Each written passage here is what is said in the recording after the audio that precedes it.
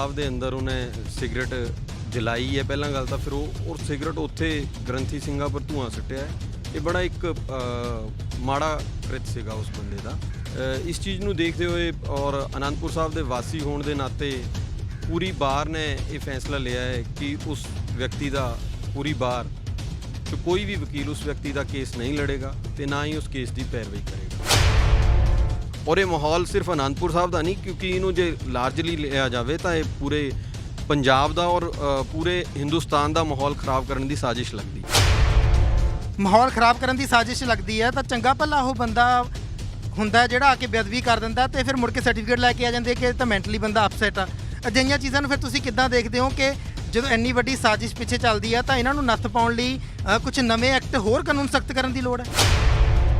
ਤੇ ਫਿਰ ਜਦੋਂ ਇਹਨਾਂ ਮਾਮਲਿਆਂ ਦੇ ਵਿੱਚ ਵੀ ਸਰਕਾਰੀ ਵਕੀਲ ਖੜ੍ਹਦੇ ਆ ਤਾਂ ਤੁਹਾਨੂੰ ਲੱਗਦਾ ਕਿ ਕੰਮ ਸਹੀ ਹੋਏਗਾ? ਇੱਕ ਆਮ ਜਿਹੜਾ ਦੋਸ਼ੀ ਹੁੰਦਾ ਹੈ, ਇੱਕ ਗਰੀਬ ਬੰਦਾ, ਤਾਂ ਹਮੇਸ਼ਾ ਉਹਨੂੰ ਇਨਸਾਫ ਕਈ ਵਾਰੀ ਨਹੀਂ ਮਿਲਦਾ, ਪਰ ਜਿਹੜੇ ਵੱਡੀਆਂ ਮੱਛੀਆਂ ਹੁੰਦੀਆਂ ਉਹ ਆਪਣੇ ਦਾਅ ਪੇ ਚਲਾ ਕੇ ਲੂਪ ਹੋਲ ਜਾਂ ਵੱਡੇ ਵਕੀਲ ਆਪਣੇ ਦਾਅ ਪੇ ਚਲਾ ਕੇ ਉਹਨਾਂ ਨੂੰ ਕੱਢ ਕੇ ਲੈ ਜਾਂਦੇ ਆ, ਜਾਂ ਫਿਰ ਗੱਲਾਂ ਫਿਰ ਉਹੀ ਆ ਜਾਂਦੀਆਂ ਕਿ ਸਰਕਾਰੀ ਵਕੀਲ ਚੰਗੀ ਤਰ੍ਹਾਂ ਆਪਣਾ ਕੰਮ ਨਹੀਂ ਕਰਦੇ। ਇੱਥੇ ਵੀ ਤਾਂ ਸਰਕਾਰੀ ਵਕੀਲ ਹੀ ਮਿਲਣੇ ਆ, ਤੁਹਾਨੂੰ ਲੱਗਦਾ ਵੀ ਸਹੀ ਹੋਏਗਾ?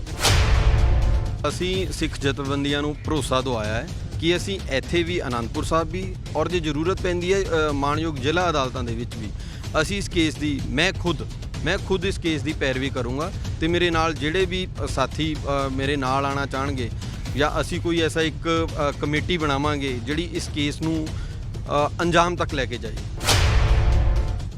ਜਿਹੜਾ ਇਸ ਕੇਸ ਦਾ ਸਬੰਧ ਹੈਗਾ ਉਹ ਡੇਰਾ ਮੁਖੀ ਦੇ ਨਾਲ ਦੱਸਿਆ ਜਾ ਰਿਹਾ। ਇਹ ਵੀ ਦੱਸਿਆ ਜਾ ਰਿਹਾ ਕਿ ਉਹਦਾ ਪਿਤਾ ਜਿਹੜਾ ਆਰੋਪੀ ਦਾ ਜਿਹੜਾ ਹੈਗਾ ਉਹ 7 ਮੈਂਬਰੀ ਕਮੇਟੀ ਦਾ ਇੱਕ ਮੈਂਬਰ ਵੀ ਸੀ ਤੇ ਦੋਸ਼ੀ ਦਾ ਵਿਆਹ ਵੀ ਜਿਹੜਾ ਹੈਗਾ ਉਹ ਡੇਰਾ ਸਿਰਸਾ ਦੇ ਵਿੱਚ ਹੀ ਹੋਇਆ ਸੀ। ਸੋ ਖੰਗਾਲਣਾ ਚਾਹੀਦਾ ਚੰਗੀ ਤਰ੍ਹਾਂ ਪੁਲਿਸ ਨੂੰ, ਹੋਰ ਦੋਸ਼ੀ ਵੀ ਇਹਦਾ ਇਸ ਕੇਸ ਦਾ ਹਿੱਸਾ ਬਣ ਸਕਦੇ ਆ। ਤੋ ਦੋਸ਼ੀ ਪੁਲਿਸ ਦੀ ਹਿਰਾਸਤ ਦੇ ਵਿੱਚ ਹੈਗਾ। ਇਹਨਾਂ ਸਾਰੀਆਂ ਚੀਜ਼ਾਂ ਨੂੰ ਪੁਲਿਸ ਨੂੰ ਕੱਢ ਕੇ ਲਿਆਉਣਾ ਚਾਹੀਦਾ ਤਾਂ ਕਿ ਅੱਗੇ ਤੋਂ ਜਿਹੜੇ ਇਹ ਲੋਕ ਜਿਹੜੇ ਪਿੱਛੇ ਰਹਿ ਕੇ ਇਹ ਕੰਮ ਕਰਾਉਂਦੇ ਆ ਉਹ ਵੀ ਨਾ ਉੱਠ ਸਕਣ ਔਰ ਇਹੋ ਜਿਹੀ ਕੋਈ ਬੇਅਦਬੀ ਦੁਬਾਰਾ ਨਾ ਹੋ ਸਕੇ।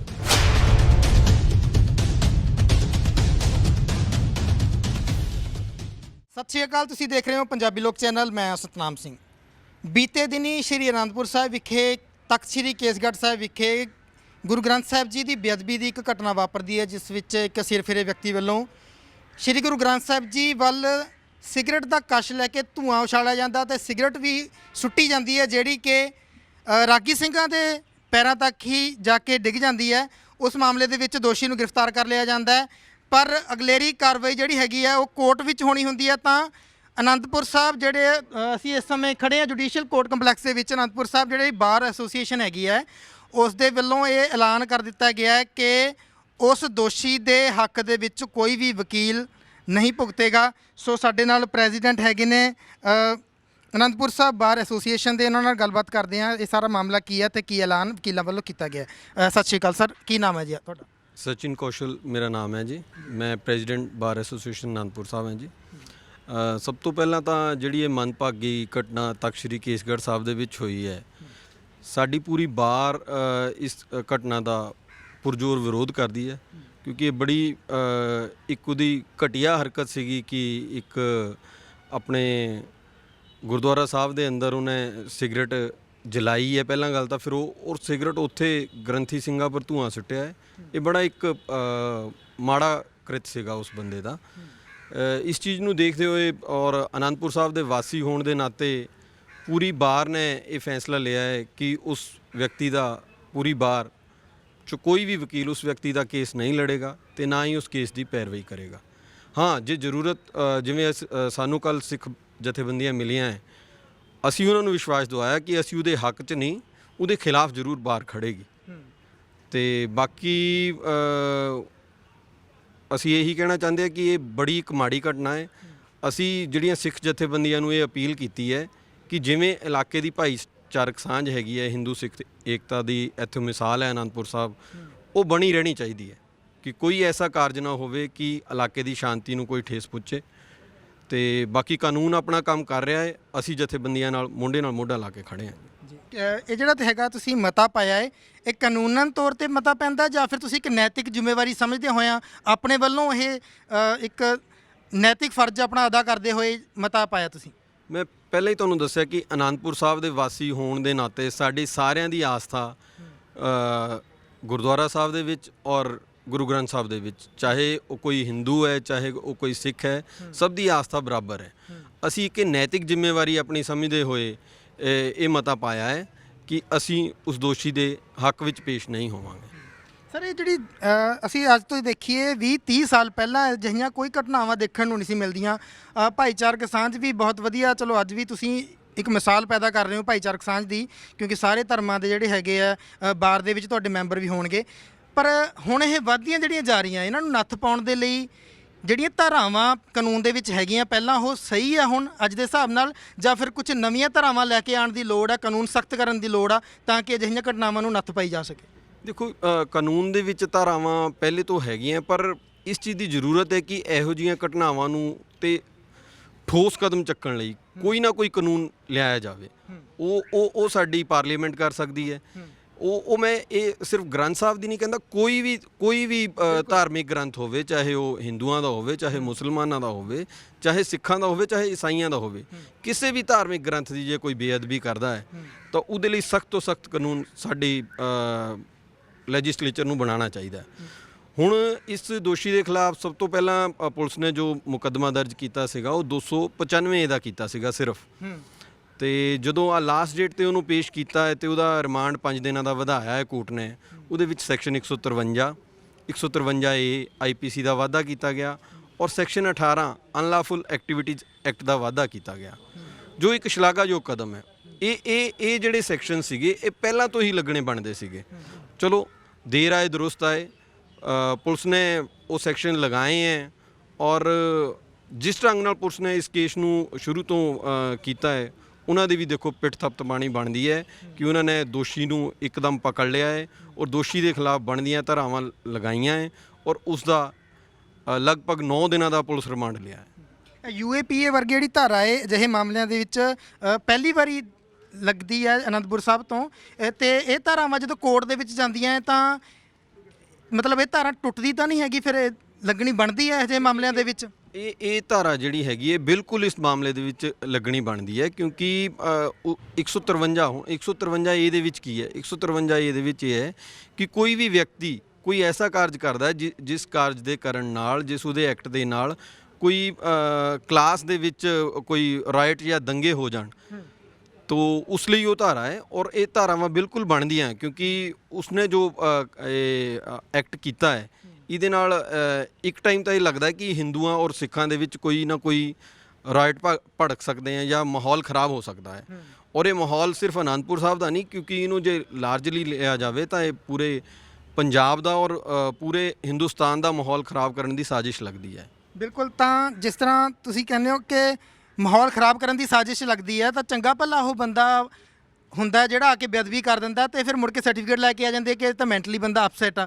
ਅਜਿਹੀਆਂ ਚੀਜ਼ਾਂ ਨੂੰ ਫਿਰ ਤੁਸੀਂ ਕਿੱਦਾਂ ਦੇਖਦੇ ਹੋ ਕਿ ਜਦੋਂ ਇੰਨੀ ਵੱਡੀ ਸਾਜ਼ਿਸ਼ ਪਿੱਛੇ ਚੱਲਦੀ ਆ ਤਾਂ ਇਹਨਾਂ ਨੂੰ ਨੱਥ ਪਾਉਣ ਲਈ ਕੁਝ ਨਵੇਂ ਐਕਟ, ਹੋਰ ਕਾਨੂੰਨ ਸਖਤ ਕਰਨ ਦੀ ਲੋੜ ਹੈ? ਬਿਲਕੁਲ, ਮੈਂ ਪਹਿਲਾਂ ਹੀ ਕਹਿ ਚੁੱਕਿਆ ਕਿ ਇਹੋ ਜਿਹੇ ਸ਼ਰਾਰਤੀ ਅਨਸਰਾਂ ਤੇ ਨੱਥ ਪਾਉਣ ਲਈ ਸਾਡੀ ਸਰਕਾਰ ਨੂੰ ਚਾਹੀਦਾ ਕਿ ਇਹਦੇ ਖਿਲਾਫ ਸਖਤ ਕਾਨੂੰਨ ਲੈ ਕੇ ਆਵੇ ਤਾਂ ਕਿ ਇਹੋ ਜਿਹਾ ਕੋਈ ਵੀ ਮੁੜ ਤੋਂ ਇਹੋ ਜਿਹਾ ਕੋਈ ਕਾਰਜ ਨਾ ਕਰ ਸਕੇ। ਤੇ ਸਰ ਅਕਸਰ ਅਸੀਂ ਦੇਖਦੇ ਹਾਂ ਕਿ ਹਰ ਖਿੱਤੇ ਦੇ ਵਿੱਚ ਕਰਪਸ਼ਨ, ਕਿਤੇ ਨਾ ਕਿਤੇ ਲੋਕ ਇਸ ਗੱਲ ਦੀ ਗੱਲ ਕਰਦੇ ਆ ਕਿ ਕਰਪਸ਼ਨ ਹੁੰਦੀ ਆ। ਜਦੋਂ ਕਾਨੂੰਨ ਨੂੰ ਦੇਖਿਆ ਜਾਂਦਾ ਜਾਂ ਵਕੀਲਾਂ ਨੂੰ ਦੇਖਿਆ ਜਾਂਦਾ ਉਹ ਤਾਂ ਫਿਰ ਵੀ ਲੋਕ ਇਹ ਕਹਿ ਦਿੰਦੇ ਕਿ ਝੂਠ ਦਾ ਪਲੰਦਾ। ਅੱਜ ਹਾਲਾਂਕਿ ਤੁਸੀਂ ਇਸ ਗੱਲ ਨੂੰ ਝੂਠਾ ਸਾਬਤ ਕਰ ਦਿੱਤਾ ਕਿ ਤੁਸੀਂ ਹੱਕ 'ਚ ਖੜੇ ਹੋ ਕਿ ਅਸੀਂ ਬਿਲਕੁਲ ਅਜਿਹੇ ਲੋਕਾਂ ਦੇ ਹੱਕ ਦੇ ਵਿੱਚ ਕੇਸ ਨਹੀਂ ਲੜਾਂਗੇ, ਹੈ ਨਾ। ਤੇ ਪਰ ਅਕਸਰ ਦੇਖਿਆ ਜਾਂਦਾ ਕਿ ਜਿਹੜੇ ਪਿੱਛੇ ਕਮਿਸ਼ਨ ਬਿਠਾਏ ਗਏ ਸੀ ਬਰਗਾੜੀ ਨੂੰ ਲੈ ਕੇ ਵੀ, ਉਹਨਾਂ ਦੀ ਵੀ ਇਹ ਰਿਪੋਰਟ ਸੀ ਬਕਾਇਦਾ, ਜਿਹੜਾ ਹੈਗਾ ਔਨ ਰਿਕਾਰਡ ਇਹ ਗੱਲਾਂ ਹੈ ਕਿ ਸਰਕਾਰੀ ਵਕੀਲਾਂ ਨੇ ਜਿਹੜਾ ਕੰਮ ਸਹੀ ਨਹੀਂ ਸੀ ਉਹਦੇ ਵਿੱਚ ਕੀਤਾ। ਤੇ ਫਿਰ ਜਦੋਂ ਇਹਨਾਂ ਮਾਮਲਿਆਂ ਦੇ ਵਿੱਚ ਵੀ ਸਰਕਾਰੀ ਵਕੀਲ ਖੜ੍ਹਦੇ ਆ ਤਾਂ ਤੁਹਾਨੂੰ ਲੱਗਦਾ ਕਿ ਕੰਮ ਸਹੀ ਹੋਏਗਾ? ਇੱਕ ਆਮ ਜਿਹੜਾ ਦੋਸ਼ੀ ਹੁੰਦਾ ਹੈ, ਇੱਕ ਗਰੀਬ ਬੰਦਾ, ਤਾਂ ਹਮੇਸ਼ਾ ਉਹਨੂੰ ਇਨਸਾਫ ਕਈ ਵਾਰੀ ਨਹੀਂ ਮਿਲਦਾ, ਪਰ ਜਿਹੜੇ ਵੱਡੀਆਂ ਮੱਛੀਆਂ ਹੁੰਦੀਆਂ ਉਹ ਆਪਣੇ ਦਾਅ ਪੇਚ ਲਾ ਕੇ, ਲੂਪ ਹੋਲ ਜਾਂ ਵੱਡੇ ਵਕੀਲ ਆਪਣੇ ਦਾਅ ਪੇਚ ਲਾ ਕੇ ਉਹਨਾਂ ਨੂੰ ਕੱਢ ਕੇ ਲੈ ਜਾਂਦੇ ਆ, ਜਾਂ ਫਿਰ ਗੱਲਾਂ ਫਿਰ ਉਹੀ ਆ ਜਾਂਦੀਆਂ ਕਿ ਸਰਕਾਰੀ ਵਕੀਲ ਚੰਗੀ ਤਰ੍ਹਾਂ ਆਪਣਾ ਕੰਮ ਨਹੀਂ ਕਰਦੇ। ਇੱਥੇ ਵੀ ਤਾਂ ਸਰਕਾਰੀ ਵਕੀਲ ਹੀ ਮਿਲਣੇ ਆ, ਤੁਹਾਨੂੰ ਲੱਗਦਾ ਵੀ ਸਹੀ ਹੋਏਗਾ? ਦੇਖੋ, ਸਰਕਾਰੀ ਵਕੀਲ ਜਿੱਥੋਂ ਤੱਕ ਹੁੰਦੇ ਆ ਉਹ ਆਪਣਾ ਕੰਮ ਬਿਲਕੁਲ ਸਹੀ ਤਰੀਕੇ ਨਾਲ ਕਰਦੇ ਆ। ਕੋਈ ਵੀ ਕੇਸ ਜਦੋਂ ਹੁੰਦਾ ਹੈ ਉਸ ਕੇਸ ਦੇ ਵਿੱਚ, ਹੁਣ ਇਸ ਕੇਸ ਦੇ ਵਿੱਚ ਵੀ ਜਿਵੇਂ ਪਰਚਾ ਦਰਜ ਕਰਾਇਆ ਗਿਆ ਹੈ ਉਹ ਇੱਕ ਸੇਵਾਦਾਰ ਦੇ ਵੱਲੋਂ ਕਰਵਾਇਆ ਗਿਆ ਹੈ।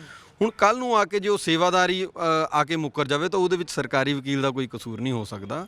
ਤਾਂ ਇਹ ਚਾਹੀਦਾ ਕਿ ਜਿਹੜੇ ਵੀ ਇਸ ਕੇਸ ਦੇ ਨਾਲ ਜੁੜੇ ਹੋਏ ਹੋਣ ਬੰਦੇ, ਉਹਨਾਂ ਤੇ ਪਹਿਲਾਂ ਤਾਂ ਕੋਈ ਦਬਾਅ ਨਾ ਹੋਵੇ ਔਰ ਉਹਨਾਂ ਨੂੰ ਸਟਰੋਂਗਲੀ ਉਹਨਾਂ ਦੇ ਕੇਸ ਨੂੰ ਸਟਰੋਂਗਲੀ ਰਿਪਰੈਜ਼ੈਂਟ ਕੀਤਾ ਜਾਵੇ। ਉਹ ਸਰਕਾਰੀ ਵਕੀਲ ਤਾਂ ਉਹਨਾਂ ਦੇ ਨਾਲ ਹੋਣਗੇ। ਅਸੀਂ ਆਪਣੀ ਬਾਰ ਦੇ ਵੱਲੋਂ ਵੀ ਇਹ ਕਿਹਾ ਕਿ ਅਸੀਂ ਵੀ ਉਸ ਕੇਸ ਨੂੰ ਸਟਰੋਂਗਲੀ ਰਿਪਰੈਜ਼ੈਂਟ ਕਰਾਂਗੇ ਆਪਣੀਆਂ ਸਿੱਖ ਜਥੇਬੰਦੀਆਂ ਵੱਲੋਂ। ਇੱਕ ਹਮੇਸ਼ਾ ਇੱਕ ਹੁੰਦਾ ਤੇ ਦੋ 11 ਹੋ ਜਾਂਦੇ ਆ। ਜਦੋਂ ਤੁਹਾਨੂੰ ਲੱਗਦਾ ਹੈ ਕਿ ਸਰਕਾਰੀ ਵਕੀਲ ਜੇ ਇਸ ਤਰ੍ਹਾਂ ਦੀ ਤੁਹਾਨੂੰ ਲੱਗਦਾ ਕੁਤਾਹੀ ਕਿਤੇ ਹੁੰਦੀ ਹੈ ਤਾਂ ਹਮੇਸ਼ਾ ਤੁਸੀਂ ਪਿੱਛੇ ਖੜੇ ਰਹੋਗੇ। ਜੇ ਕੋਈ ਇਸ ਤਰ੍ਹਾਂ ਦੀ ਘਟਨਾ ਵਾਪਰੇਗੀ ਵੀ ਜਾਂ ਤੁਸੀਂ ਸਾਰੇ ਕਾਨੂੰਨ ਦੇ ਮਾਹਰ ਹੋ ਤਾਂ ਤੁਸੀਂ ਆਪਣੇ ਅਲੱਗ-ਅਲੱਗ ਜਿਹੜੀਆਂ ਹੈਗੀਆਂ ਵਿੱਚੋਂ ਧਾਰਾਵਾਂ ਕੱਢ ਕੇ ਜਾਂ ਜਿਹੜੇ ਕਾਨੂੰਨ ਦੀਆਂ ਪਿੱਛੇ ਜਿਹੜੇ ਕੇਸ ਹੋਏ ਆ ਵੱਧ ਤੋਂ ਵੱਧ ਜਾਣਕਾਰੀ ਇਕੱਠੀ ਕਰਕੇ ਇਸ ਕੇਸ ਨੂੰ ਮਜ਼ਬੂਤ ਕਰਨ ਦੇ ਲਈ ਅੱਗੇ ਤੱਕ ਯਤਨ ਕਰਦੇ ਰਹੋਗੇ ਜਾਂ ਸਿਰਫ ਅੱਜ ਐਲਾਨ ਹੀ ਕੀਤਾ? ਬਿਲਕੁਲ ਅਸੀਂ ਸਿੱਖ ਜਥੇਬੰਦੀਆਂ ਨੂੰ ਭਰੋਸਾ ਦਵਾਇਆ ਹੈ ਕਿ ਅਸੀਂ ਇੱਥੇ ਵੀ ਅਨੰਦਪੁਰ ਸਾਹਿਬ ਵੀ ਔਰ ਜੇ ਜ਼ਰੂਰਤ ਪੈਂਦੀ ਹੈ ਮਾਣਯੋਗ ਜ਼ਿਲ੍ਹਾ ਅਦਾਲਤਾਂ ਦੇ ਵਿੱਚ ਵੀ ਅਸੀਂ ਇਸ ਕੇਸ ਦੀ ਮੈਂ ਖੁਦ ਇਸ ਕੇਸ ਦੀ ਪੈਰਵੀ ਕਰੂੰਗਾ ਤੇ ਮੇਰੇ ਨਾਲ ਜਿਹੜੇ ਵੀ ਸਾਥੀ ਮੇਰੇ ਨਾਲ ਆਉਣਾ ਚਾਹਣਗੇ ਜਾਂ ਅਸੀਂ ਕੋਈ ਐਸਾ ਇੱਕ ਕਮੇਟੀ ਬਣਾਵਾਂਗੇ ਜਿਹੜੀ ਇਸ ਕੇਸ ਨੂੰ ਅੰਜਾਮ ਤੱਕ ਲੈ ਕੇ ਜਾਏਗੀ। ਔਰ ਅਸੀਂ ਸਰਕਾਰੀ ਵਕੀਲ ਦੇ ਬਿਲਕੁਲ ਜਿਵੇਂ ਤੁਸੀਂ ਕਹਿੰਦੇ ਹੋ ਕਿ ਕਈ ਵਾਰ ਕੋਈ ਕੋਤਾਹੀ ਹੋਵੇ ਤਾਂ ਉਸ ਚੀਜ਼ ਤੇ ਅਸੀਂ ਪੂਰੀ ਨਜ਼ਰ ਰੱਖਾਂਗੇ ਔਰ ਇਸ ਕੇਸ ਨੂੰ ਅੰਜਾਮ ਤੱਕ ਲੈ ਕੇ ਜਾਵਾਂਗੇ। ਤੇ ਤੁਹਾਨੂੰ ਲੱਗਦਾ ਵੀ ਇਹ ਜਿਹੜੀ ਹੈਗੀਆਂ ਸਾਰੀਆਂ ਨਾਨ ਬੇਲੇਬਲ ਹੈਗੀਆਂ ਧਾਰਾਵਾਂ ਜਿਹੜੀਆਂ ਲੱਗੀਆਂ? ਬਿਲਕੁਲ ਇਸ ਕੇਸ ਦੇ ਵਿੱਚ ਜਿਹੜੀਆਂ ਧਾਰਾਵਾਂ ਲੱਗੀਆਂ ਹੈ ਉਹ ਨਾਨ ਬੇਲੇਬਲ ਧਾਰਾਵਾਂ ਲੱਗੀਆਂ ਹੈ। ਇਸੇ ਕਾਰਨ ਉਸ ਦੋਸ਼ੀ ਦਾ 9 ਦਿਨ ਦਾ ਰਿਮਾਂਡ ਹੋ ਚੁੱਕਾ ਹੈ ਤੇ ਅੱਗੇ ਹੁਣ ਇਸ ਕੇਸ ਦੇ ਵਿੱਚ ਦੇਖਣਾ ਇਹ ਬਣਦਾ ਕਿ ਇਹਦੇ ਪਿੱਛੇ ਕਾਰਨ ਕਿਆ ਸੀਗਾ। ਹੁਣ ਇਹ ਕੰਮ ਪੁਲਿਸ ਦਾ ਹੈਗਾ ਕਿਉਂਕਿ ਦੋਸ਼ੀ ਦੀ ਜਿਹੜੀ ਕਸਟਡੀ ਹੈਗੀ ਹੈ ਮਾਣਯੋਗ ਅਦਾਲਤ ਨੇ ਪੁਲਿਸ ਨੂੰ ਦਿੱਤੀ ਹੈ।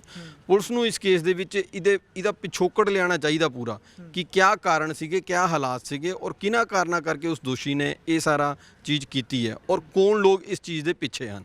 ਸਿੰਘ ਸਾਹਿਬ ਦਾ ਜਦੋਂ ਬਿਆਨ ਆਉਂਦਾ ਹੈ ਜਥੇਦਾਰ ਅਕਾਲ ਤਖਤ ਸਾਹਿਬ ਦਾ ਗਿਆਨੀ ਹਰਪ੍ਰੀਤ ਸਿੰਘ ਜੀ ਦਾ, ਉਹ ਕਹਿੰਦੇ ਆ ਕਿ ਉਹ ਆਪਣੀ ਵਾਈਫ ਦੇ ਨਾਲ ਜਿਹੜਾ ਟੱਚ ਦੇ ਵਿੱਚ ਸੀਗਾ ਤੇ ਕੁਝ ਗੱਲਾਂ ਵਿੱਚ ਇਹ ਵੀ ਆਉਂਦੀਆਂ ਕਿ ਉਹ ਇਕੱਲਾ ਨਹੀਂ ਸੀ। ਜਾਂ ਤੁਹਾਨੂੰ ਲੱਗਦਾ ਵੀ ਹੋਰ ਵੀ ਖੰਗਾਲਣਾ ਚਾਹੀਦਾ ਪੁਲਿਸ ਨੂੰ ਇਸ ਚੀਜ਼ ਨੂੰ ਕਿ ਕਿਹੜੇ ਲੋਕ ਹੋਰ ਉਹਦੇ ਨਾਲ ਸੀਗੇ, ਨਾਲ ਆਏ ਵੀ ਸੀ ਜਾਂ ਉਹਦੀ ਵਾਈਫ ਜਿਹੜੀ ਹੈਗੀ ਉਹ ਵੀ ਨਾਲ ਸੀ? ਕਿਉਂਕਿ ਜਿਹੜਾ ਇਸ ਕੇਸ ਦਾ ਸਬੰਧ ਹੈਗਾ ਉਹ ਡੇਰਾ ਮੁਖੀ ਦੇ ਨਾਲ ਦੱਸਿਆ ਜਾ ਰਿਹਾ। ਇਹ ਵੀ ਦੱਸਿਆ ਜਾ ਰਿਹਾ ਕਿ ਉਹਦਾ ਪਿਤਾ ਜਿਹੜਾ ਆਰੋਪੀ ਦਾ ਜਿਹੜਾ ਹੈਗਾ ਹੈ ਉਹ 7 ਮੈਂਬਰੀ ਕਮੇਟੀ ਦਾ ਇੱਕ ਮੈਂਬਰ ਵੀ ਸੀ ਤੇ ਦੋਸ਼ੀ ਦਾ ਵਿਆਹ ਵੀ ਜਿਹੜਾ ਹੈਗਾ ਉਹ ਡੇਰਾ ਸਿਰਸਾ ਦੇ ਵਿੱਚ ਹੀ ਹੋਇਆ ਸੀ। ਸੋ ਖੰਗਾਲਣਾ ਚਾਹੀਦਾ ਚੰਗੀ ਤਰ੍ਹਾਂ ਪੁਲਿਸ ਨੂੰ। ਹੋਰ ਦੋਸ਼ੀ ਵੀ ਇਹਦਾ ਇਸ ਕੇਸ ਦਾ ਹਿੱਸਾ ਬਣ ਸਕਦੇ ਆ। ਬਿਲਕੁਲ ਮੈਂ ਪਹਿਲਾਂ ਹੀ ਕਹਿ ਚੁੱਕਾ ਕਿ ਇਸ ਕੇਸ ਦੀ ਪੁਲਿਸ ਨੂੰ ਤਹਿ ਤੱਕ ਜਾਂਚ ਕਰਨੀ ਚਾਹੀਦੀ ਹੈ ਕਿ ਕਿਆ ਕਾਰਨ ਸੀਗੇ ਔਰ ਕੌਣ ਲੋਕ ਇਸ ਦੇ ਵਿੱਚ ਇਨਵੋਲਵ ਹੈ ਔਰ ਕਿਆ ਉਸ ਬੰਦੇ ਦਾ ਪਿਛੋਕੜ ਹੈਗਾ। ਇਹ ਸਾਰੇ ਇਨਵੈਸਟੀਗੇਸ਼ਨ ਦੇ ਪਾਰਟ ਹੈ।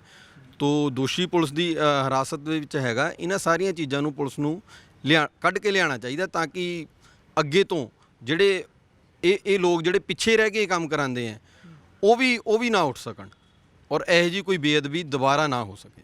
ਸੋ ਬਿਲਕੁਲ ਇਹ ਸੀ president bar association judicial court complex ਦੇ ਸ਼੍ਰੀ ਅਨੰਦਪੁਰ ਸਾਹਿਬ ਵਿਖੇ ਅਸੀਂ ਖੜੇ ਹਾਂ। ਗੱਲਬਾਤ ਵਕੀਲ ਸਾਹਿਬਾਨਾਂ ਨਾਲ ਕੀਤੀ ਹੈ, ਪ੍ਰੈਜ਼ੀਡੈਂਟ ਸਾਹਿਬ ਨਾਲ ਗੱਲਬਾਤ ਕੀਤੀ। ਇਹਨਾਂ ਦਾ ਕਹਿਣਾ ਹੈ ਕਿ ਬਾਰ ਜਿਹੜੀ ਅਨੰਦਪੁਰ ਸਾਹਿਬ ਦੀ ਹੈਗੀ ਹੈ ਬਿਲਕੁਲ ਇਸ ਗੱਲ ਦਾ ਐਲਾਨ ਕਰਦੀ ਹੈ ਕਿ ਉਸ ਦੋਸ਼ੀ ਦੇ ਪੱਖ ਵਿੱਚ ਕੋਈ ਵਕੀਲ ਨਹੀਂ ਭੁਗਤੇਗਾ। ਇੱਕ ਸਵਾਲ ਮੇਰਾ ਰਹਿ ਗਿਆ ਸੀ ਕਿ ਜੇ ਕੋਈ ਹੋਰ ਵਕੀਲ ਆ ਜਾਂਦਾ ਤਾਂ ਉਹ ਫਿਰ ਉਹ ਕਰ ਸਕਦਾ ਜਾਂ ਤੁਸੀਂ ਉਹਦਾ ਵੀ ਵਿਰੋਧ ਕਰੋਗੇ ਜਾਂ ਕੀ ਕਰ ਸਕਦੇ ਹੋ ਤੁਸੀਂ ਉਹਦੇ ਲਈ? ਦੇਖੋ ਸਾਡੀ ਬਾਰ ਦੇ ਵਿੱਚੋਂ ਤਾਂ ਕੋਈ ਨਹੀਂ ਖੜੇਗਾ ਪਰ ਦੋਸ਼ੀ ਨੂੰ ਵਕੀਲ ਦੇਣਾ ਉਹਦਾ ਇੱਕ ਕਨਸਟੀਟਿਊਸ਼ਨਲ ਰਾਈਟ ਵੀ ਹੈਗਾ ਕਿਉਂਕਿ ਤੁਹਾਡੇ ਸਾਹਮਣੇ ਐਗਜ਼ਾਮਪਲ ਸੀਗੀ ਕਿ ਜਿਹੜਾ ਬੰਬੇ ਸਾਡਾ 26/11 ਦੇ ਵਿੱਚ ਕਸਾਬ ਦਾ ਕੇਸ ਸੀਗਾ ਉਹਨੂੰ ਵੀ ਸਰਕਾਰ ਦੇ ਵੱਲੋਂ ਆਪਣਾ ਕੇਸ ਲੜਨ ਲਈ ਵਕੀਲ ਦਿੱਤਾ ਗਿਆ।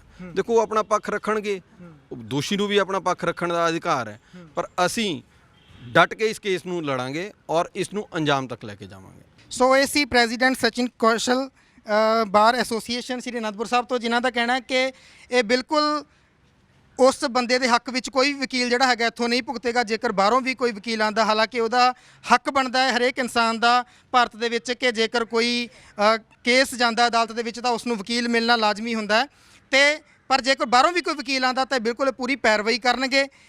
ਸ਼੍ਰੀ ਅਨੰਦਪੁਰ ਸਾਹਿਬ ਤੋਂ ਜਿਹੜਾ ਕੇਸ ਇੱਕ ਸੇਵਾਦਾਰ ਵੱਲੋਂ ਪਾਇਆ ਗਿਆ ਉਸ ਦੇ ਵਿੱਚ ਜੇਕਰ ਕੋਈ ਵੀ ਕਿਸੇ ਤਰ੍ਹਾਂ ਦੀ ਲੋੜ ਪੈਂਦੀ ਹੈ ਤਾਂ ਅੰਤ ਤੱਕ ਇਹ ਪੂਰਾ ਸਹਿਯੋਗ ਕਰਨਗੇ ਤੇ ਉਸ ਦੋਸ਼ੀ ਨੂੰ ਸਜ਼ਾ ਦਿਵਾ ਕੇ ਰਹਿਣਗੇ। ਉਮੀਦ ਕਰਦੇ ਹਾਂ ਜਿਸ ਦੋਸ਼ੀ ਨੇ ਅਜਿਹੀ ਮੰਦਭਾਗੀ ਹਰਕਤ ਨੂੰ ਅੰਜਾਮ ਦਿੱਤਾ, ਘਟਨਾ ਨੂੰ ਅੰਜਾਮ ਦਿੱਤਾ ਹੈ, ਉਹ ਜ਼ਰੂਰ ਇਸ ਕਾਨੂੰਨ ਤੋਂ ਸਜ਼ਾ ਪ੍ਰਾਪਤ ਕਰਕੇ ਰਹੇਗਾ ਤੇ ਸਿੱਖ ਸੰਗਤ ਨੂੰ ਇਨਸਾਫ ਮਿਲੇਗਾ। ਨਿਰਭੈ ਸਿੰਘ ਦੇ ਨਾਲ ਸਤਨਾਮ ਸਿੰਘ, ਪੰਜਾਬੀ ਲੋਕ ਚੈਨਲ, ਸ਼੍ਰੀ ਅਨੰਦਪੁਰ ਸਾਹਿਬ।